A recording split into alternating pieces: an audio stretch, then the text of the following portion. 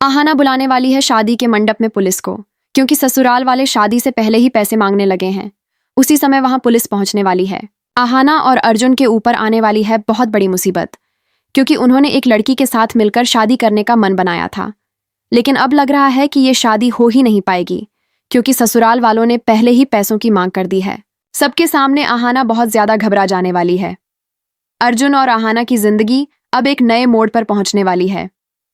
शादी के माहौल में खुशियां तो हैं, लेकिन उनके चारों ओर मुसीबतें भी मंडरा रही हैं। जहां हर कोई रिश्तों की डोर को मजबूत करने में लगा है, वहीं कोई ऐसा भी है जो इस रिश्ते को जड़ से काट देना चाहता है।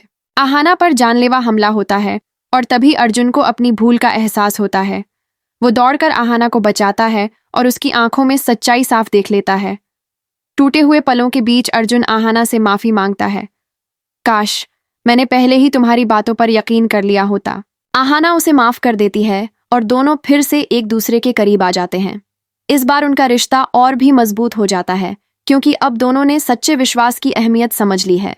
लेकिन कहानी यहीं खत्म नहीं होती। दोनों मिलकर उस शख्स को पकड़वाते हैं जिसने शादी रोकने की कोशिश की थी।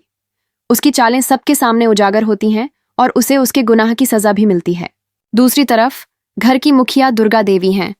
उम्र और बोझ ने उन्हें कमजोर जरूर कर दिया है, मगर उनके दिल में एक अधूरी इच्छा हमेशा जलती रही।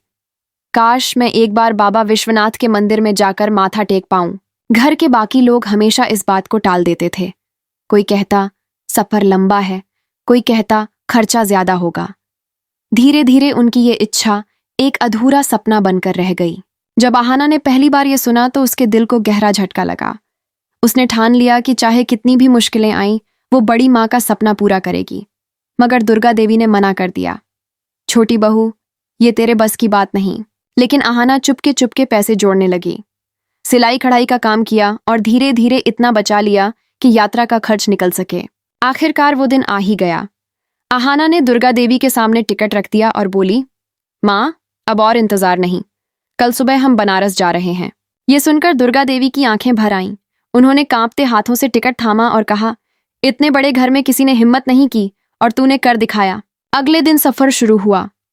गंगा का पहला दर्शन होते ही दुर्गा देवी की आंखों से आंसू झलक पड़े। जब वो बाबा विश्वनाथ के चरणों तक पहुंची तो हाथ जोड़कर बोली, बाबा, मेरी छोटी बहू ने मेरा जीवन धन्य कर दिया। आहाना मुस्कुराते हुए उनके चरणों में झुकी और बोली, माँ, आपकी मुस्कान ही मेरी सबसे बड़ी जीत है। जब दोनों घर लौटी तो परिवार के बाकी लोग हैरान रह गए। किसी ने सोचा भी नहीं था कि छोटी बहू इतना बड़ा काम कर सकती है। लेकिन दुर्गा देवी ने गर्व से सबके सामने कहा, आज मुझे समझ आया कि घर बड़ा या छोटा नहीं होता, इरादे बड़े होने चाहिए। मेरी छोटी बहू ने साबित कर दिया कि वो इस घर की सबसे बड़ी ताकत है। उस दिन से आहाना सिर्फ बहू नहीं रही, बल्कि पूरे परिवार का अभिमान बन गई।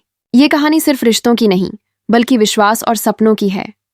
एक तरफ आहाना और अर्जुन का रिश्ता था,